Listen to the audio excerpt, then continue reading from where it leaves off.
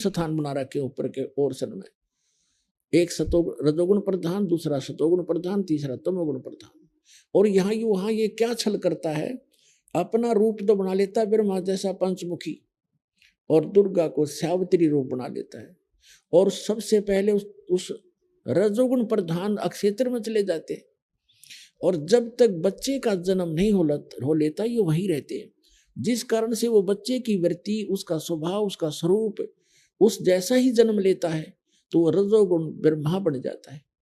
उसके बाद उसको अचेत कर देते हैं और परवरिश कोमा में रखकर परवरिश जारी रखते हैं।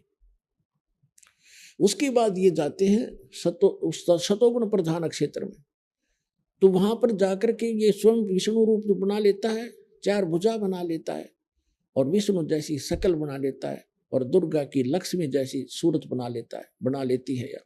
और तब ये वहां रहते हैं, तो दोनों के संयोग से जो पुत्र उत्पन्न होता है वो सतोगुण युक्त होता है, उसका नाम विष्णु रख देते हैं। और जब तक उसकी जन्म नहीं होता तब तक उसको वहीं रखते हैं, तो वो वैसे ही गुणों से युक्त हो जाता है। इसी प्रकार तीसरे स्थान पर ये जाता है और दुर्गा को ले जाता है, दुर्गा को पार्वती रूप बना लेता है, और स्वयं को शिव जैसा जटा वटार ऐसे स्वरूप बना लेता है। तो वो लड़का फिर वैसी ही सूरत का उत्पन्न होता है, और उसमें वही गुण हो जाते हैं।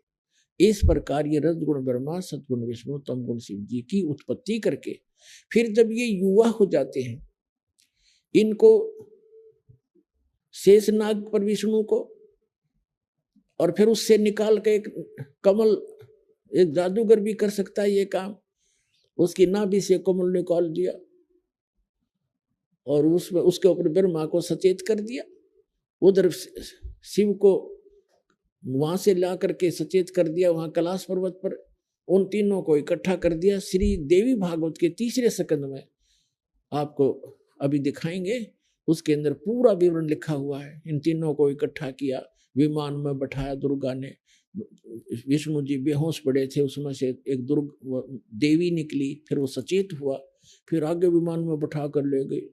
वो लंबा प्रकरण है, अलग से बताएंगे।